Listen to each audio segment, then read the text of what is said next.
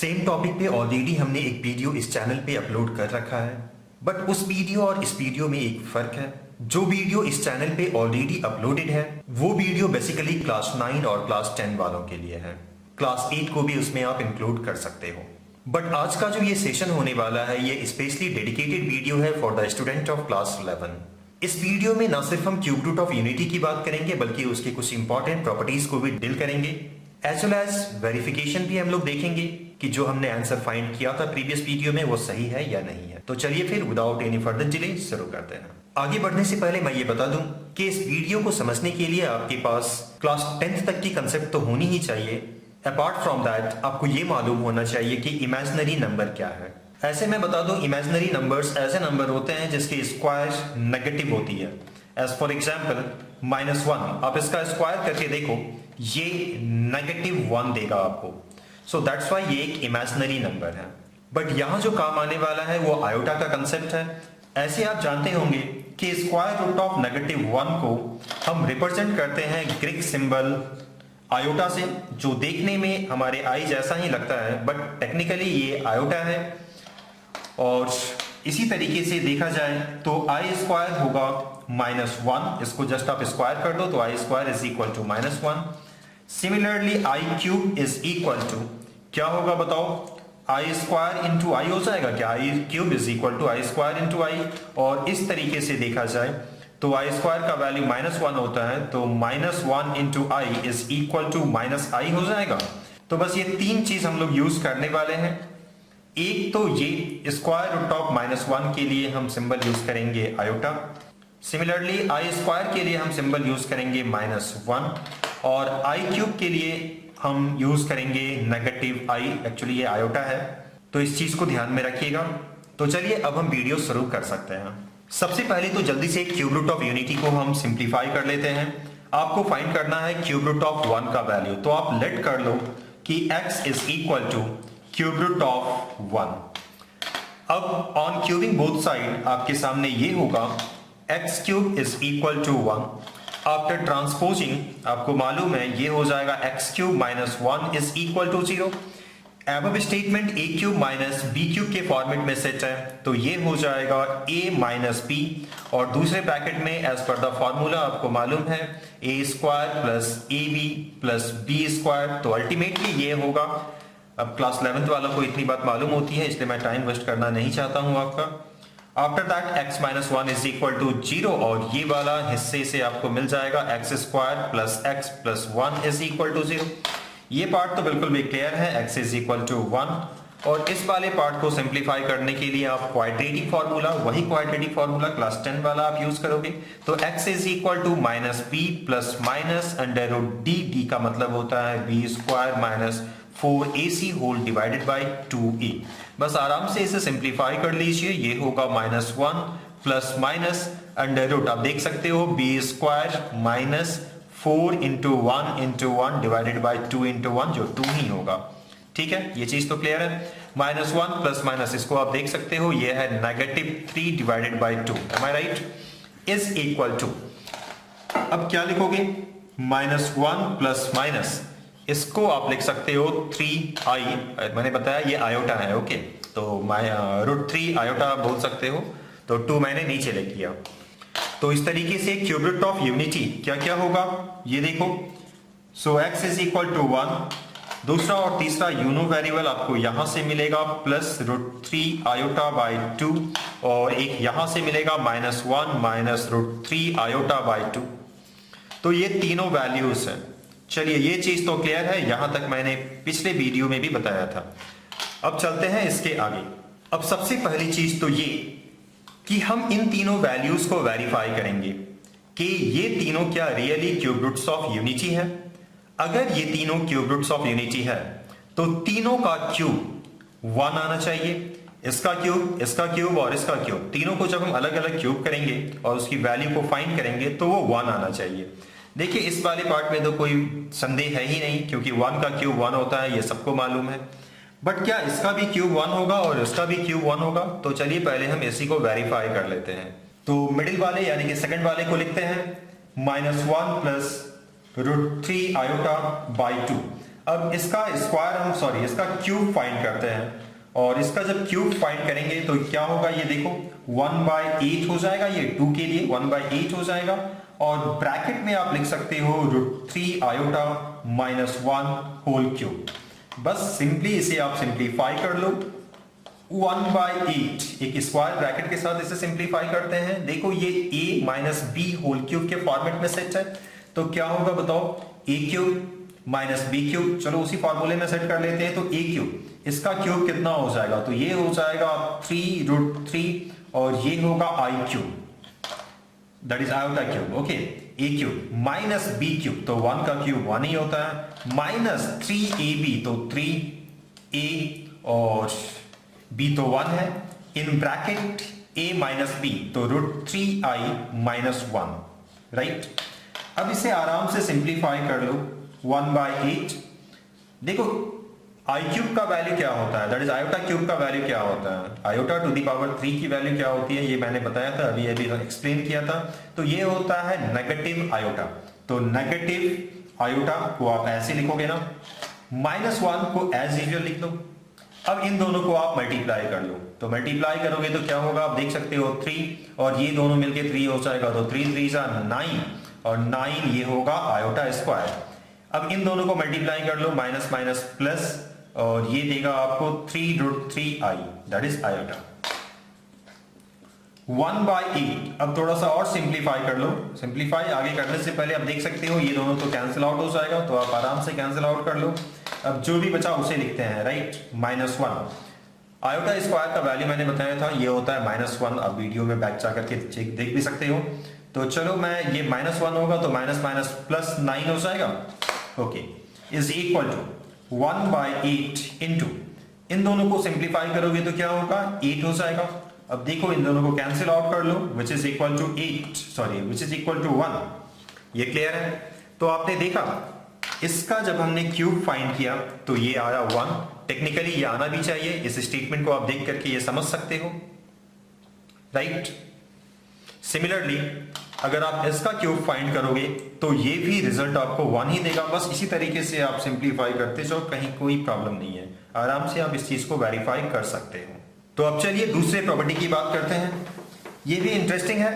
आप ऐसा करो, आप देख सकते हो ये तीनों रूट्स हैं, यानी कि क्यूब रूट ऑफ यूनिटी है। अब इन दोनों में से किसी एक को आप कुछ भी कंसीडर कर लो, अल्फा बीटा गामा कुछ भी कंसीडर कर लो, बट आमतौर पे हम कंसीडर करते हैं ओमेगा, तो चलिए ओमेगा ही हम लोग कंसीडर करते हैं। और अब एक इंटरेस्टिंग फैक्ट ये है कि ओमेगा स्क्वायर, ओमेगा से ज्यादा घबराने की जरूरत नहीं है, ये अल्फा बीटा एक्स वाई कुछ भी कंसीडर कर लो, बट स्टैंडर्ड है हम लोग ओमेगा कंसीडर करते हैं।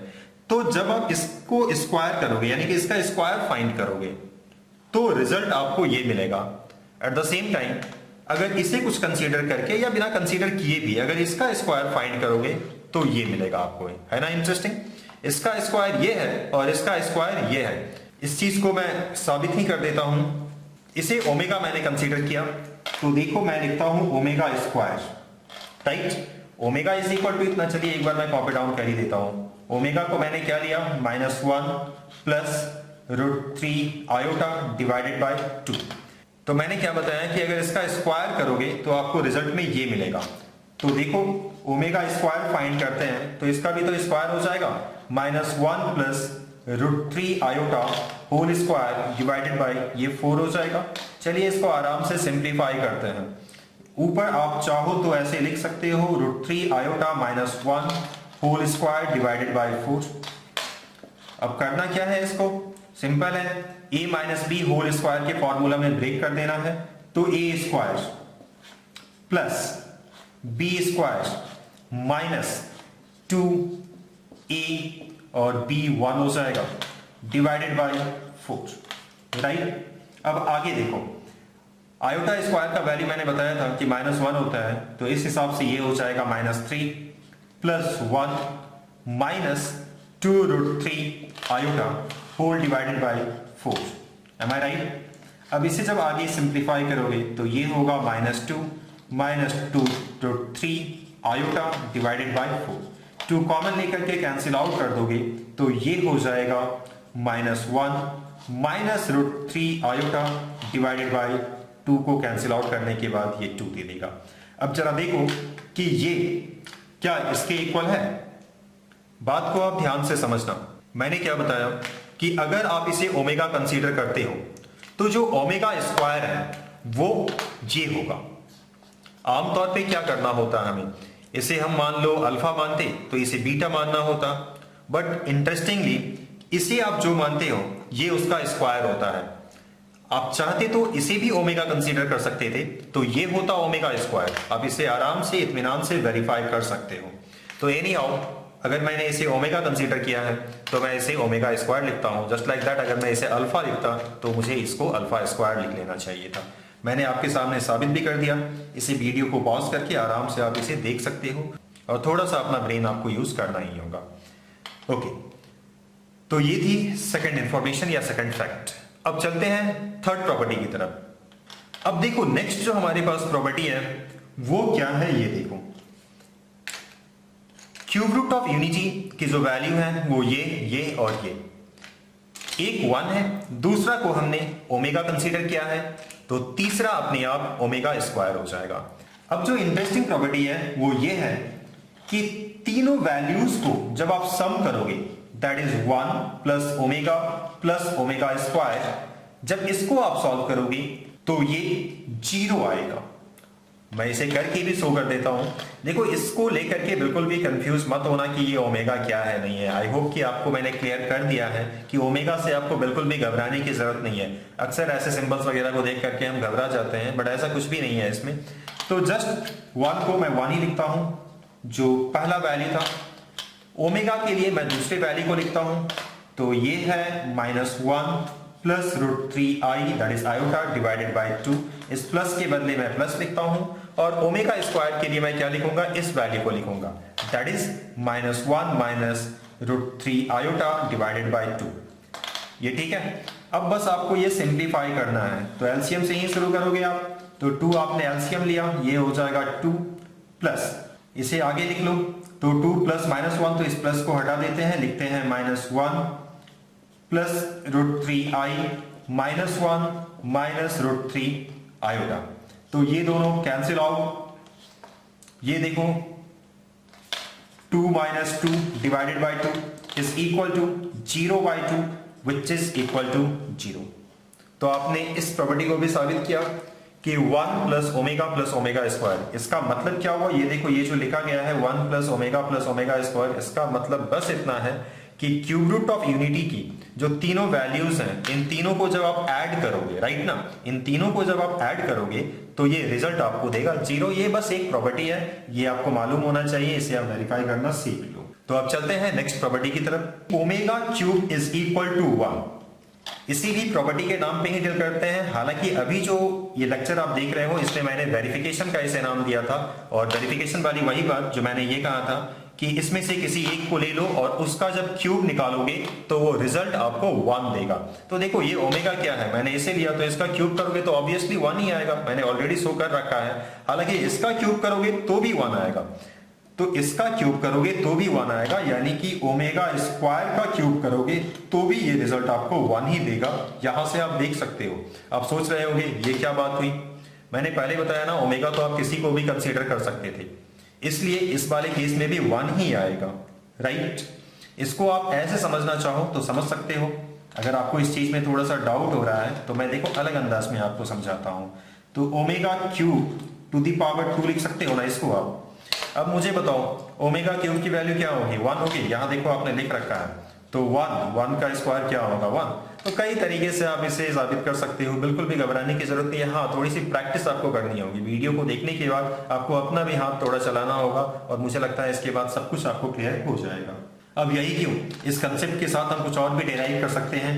ओमेगा टू दी पावर, बल्कि ये नेक्स्ट प्रॉपर्टी में ही आता है, तो omega to the power 3n is equal to 1। देखो इसी प्रॉपर्टी को मैंने यहाँ यूज किया, और ये एक अलग से प्रॉपर्टी के नाम पे ही आता है, बट ये क्या है आप समझ रहे हो ना। Omega to the power 3n is equal to 1। कैसे ये होगा, ये देखो omega to the power 3 to the power n। अब ओमेगा क्यूब की वैल्यू कितनी होती है, ये 1 ना, ऑलरेडी हम जान चुके हैं, इसको शुरू में ही मैंने बताया है। तो आप लिखोगे 1 टू दी पावर n, अब n कुछ भी हो, 1 2 3 4 इवन 0 भी हो, तो भी इसका रिजल्ट क्या होगा, 1 ही होगा। तो इस तरीके से आपने देखा omega to the power 3n is equal to 1। इसी चीज को एक कदम और आगे बढ़ा लेते हैं। देखो जरा, omega to the power 3n plus 1, जानते हो इसका वैल्यू क्या होगा? चलो मैं बताने की कोशिश करता हूं। Omega to the power 3n into omega, इसको तो आप ऐसे लिख ही सकते हो ना, ओमेगा टू द पावर 1 ऐसे लिख ही सकते हो। अब बताओ इसका वैल्यू क्या होगा, 1, तो 1 इंटू दिस, तो क्या हो जाएगा omega to the power 1 which is equal to omega, right. इसको और एक कदम आगे आप खुद से बढ़ा सकते हो, मुझे लगता है। अब omega to the power 3n plus 2 क्या हो जाएगा इसका value, omega to the power 2 हो जाएगा। आई होप समझ गए होंगे आप इसको ना, ओके।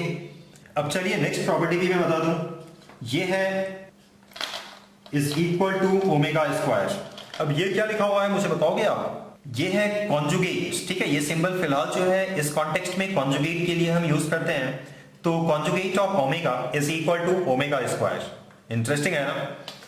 तो इसमें से आपने फिलहाल कंसीडर किया है इसे ओमेगा, और इसका जब कॉन्जुगेट निकालोगे तो ये मिलेगा। देख लो, वैसे तो ये ऑलरेडी नजर आ रहा है अगर आपने ये चीज पढ़ रखा है, बट फिर भी मेरा काम है शो करना, मैं तो शो कर दूंगा। ये देखो मैंने लिखा -1 प्लस √3 आयोटा डिवाइडेड बाई 2, और आपको मालूम है कॉन्जुगेट के लिए ये सिंबल आप यूज करते हो। और इस सिंबल का मतलब क्या होता है, इमेजिनरी पार्ट का जो साइन है प्लस माइनस वाला, उसे आप चेंज कर देते हो। पहले एक बार और इसको प्यारा फॉर्म में लिख लो आप, तो इसे आप ऐसा लिख सकते हो √3 2 आयोटा, और देखो आपने ऊपर ये सिंबल दे दिया कॉन्जुगेट के लिए। अब कॉन्जुगेट क्या करता है, ये साइन को चेंज कर देता है, -1/2 -√3/2 आयोटा। इस चीज को समझने के लिए कॉन्जुगेट और मॉडुलस के बारे में आपको मालूम होना चाहिए। दोनों एक ही साथ पढ़ते हैं, बट मॉडुलस का यहाँ कोई रोल नहीं है, जस्ट ये कॉन्जुगेट का ही रोल है। एनी हाउ, तो आपने देखा ये क्या है, ये दूसरा वाला जो रूट्स था वो है। तो अल्टीमेटली ये ऑब्वियसली ओमेगा स्क्वायर है ना। तो इस तरीके से इस प्रॉपर्टी को भी हमने वेरीफाई किया, right. Conjugate of omega is equal to omega square. इसी चीज को देखते हुए एक और चीज दिमाग में आता है, वो ये, इसे भी प्रॉपर्टी बिल्कुल आप कंसीडर कर सकते हो। देखो मैंने क्या लिया, कॉन्जुगेट ऑफ ओमेगा, और इसका स्क्वायर मैंने किया। इस चीज को अगर सही तरीके से आप ऑब्जर्व कर पा रहे हो तो इसका रिजल्ट होगा जस्ट ओमेगा। कैसे, मैं समझाने की कोशिश करता हूं। देखो ओमेगा क्या है आपके लिए, ये है। अब जब इसका कॉन्जुगेट लोगे तो ये आ जाएगा, और इसका स्क्वायर क्या होगा, ये होगा। बस देखो यही खेलने वाली बात है। एक चीज ऑलरेडी मैंने बता रखा है, रिवीजन के लिए फिर से बताता हूं। देखो इसका कॉन्जुगेट ये है, और एट द सेम टाइम इसका कॉन्जुगेट ये है, राइट। कॉन्जुगेट का मतलब क्या, ये जो इमेजिनरी पार्ट होता है इसका साइन आपको चेंज करना होता है।